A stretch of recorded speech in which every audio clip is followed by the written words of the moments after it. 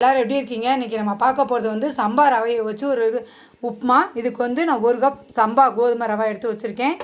50 gram carrot, 50 gram பீன்ஸை வெட்டி வச்சுருக்கேன். ஒரு மீடியம் சைஸ் தக்காளியை பொடிசா வெட்டி வச்சுருக்கேன்.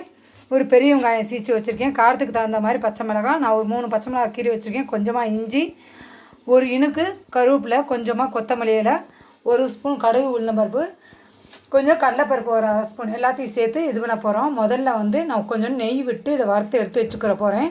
உங்கள்கிட்ட நெய் இல்லைன்னா வெறுஞ்சட்டியில் இந்த சம்பா கோதுமை ரவையை நல்லா மணம் வர வரைக்கும் வறுத்து எடுத்து வச்சுக்கிருவோம்.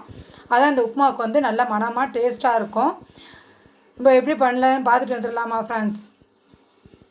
நீங்கள் பாருங்கள், சின்ன ஸ்பூனுக்கு 1 ஸ்பூன் தான் கொஞ்சம் நெய் ஊற்றினேன். நல்லா மணம் வந்துருச்சு. வறுத்து எடுத்து தனியாக வச்சுக்கிற போகிறோம்.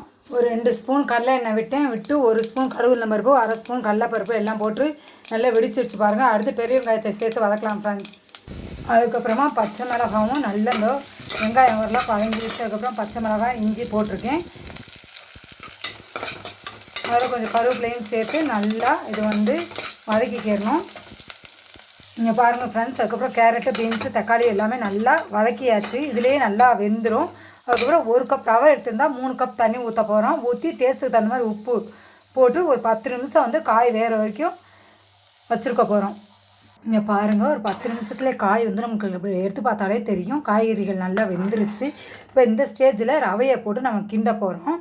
இல்லை அவ்வளோ சத்துக்கள் இருக்குது. வளரும் பிள்ளைங்களுக்கு வாரத்தில் 1 நாள் 2 நாள் செஞ்சு கொடுத்தோம்னா அல்சிமர்ங்கிற ஞாபகம் மருதி நோய் வந்து வராமல் தடுக்கும். புரதம் இருக்குது, கால்சியம் இருக்குது.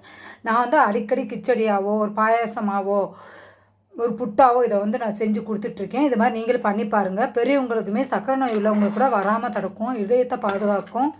மெயினாக மார்பக புற்றுநோய் வராமல் தடுக்கும்னு சொல்லி ஆய்வில் சொல்லிகிட்ருக்காங்க.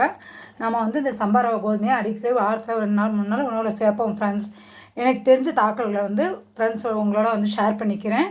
இதை வந்து நீங்கள் கிண்டி பாருங்கள், செமையாக இருக்கும். வெஜிடபிள்ஸ் சாப்பிடாத பிள்ளைங்க கூட இந்த மாதிரி கிண்டி கொடுத்தீங்கன்னா வெஜிடபிள்ஸ் உள்ள சத்துக்கள் ஃபுல்லாக போயிடும். இதில் உங்கள்கிட்ட பட்டாணி மற்ற வெஜிடபிள்ஸ் எது இருந்தாலுமே நீங்கள் சேர்க்கலாம். இது வந்து நான் வந்து கொஞ்சம் குறைவாக வேணுங்கிறதால 3 கப் தண்ணி சேர்த்தேன். உங்களுக்கு கொஞ்சம் பொழுவுல வேணால் ஒரு 2.5 கப் தண்ணி சேர்த்துக்கோங்க. குறைவாக இருந்தால் நல்லா டேஸ்ட்டாக இருக்கும். அதனால தான் இங்கே பாருங்கள் ரெடி ஆகிடுச்சு. இதுக்கு மேலே வந்து நம்ம கொத்தமல்லி தலையை மட்டும் துவ போகிறோம். நெய் பிடிக்கிறவங்க வந்து வீட்டில் நெய் இருந்தால் மட்டும் ஒரு 1/2 ஸ்பூன் நெய் ஊற்றி லைட்டாக கிள்ளி விட்டோம்னா இன்னும் ஸ்மெல் சூப்பராக இருக்கும். பிடிச்சா லைக் பண்ணுங்கள், ஷேர் பண்ணுங்கள், சப்ஸ்கிரைப் பண்ணுங்கள். அந்த கோலங்கள் வந்து எங்கள் அம்மா வந்து அது மாதிரி போட்டு கலர் கொடுப்பாங்க. அதையும் உங்களோட நான் ஷேர் பண்ணியிருக்கேன். எங்கள் அம்மா வந்து ஒரு கோலம் எப்படி இருந்தாலும் ஒரு மான் ஞானம் அந்த மாதிரி எந்த கோலமானாலும் யாராவது வீட்டு வாசலில் போடுறத பார்த்தா அப்படியே வந்து அவங்க போட்டு காமிப்பாங்க. அது மாதிரி இந்த சமையல் ஃபுல்லாக எங்கள் அம்மாட்டிருந்து நாங்கள் கற்றுக்கிட்டது தான். இங்கே பாருங்கள் நல்லா ரெடி ஆயிடுச்சா? இங்கே பாருங்க ஃப்ரெண்ட்ஸ், ஒரு பக்கம் நாடு சக்கரை, ஒரு பக்கம் தேங்காய் சட்னி வச்சுருக்கேன் நான். இதோட தாளித்த தயிர் இருந்தாலும் அதை சாப்பிட்லாம். பாருங்கள் எப்படி இருக்குதுன்னா கமெண்ட் பாக்ஸில் சொல்லுங்கள் ஃப்ரெண்ட்ஸ். அடுத்து ஒரு புது ஹெல்த்தான டிஷ்ஷோட உங்களை சந்திக்கிறேன். பாய்.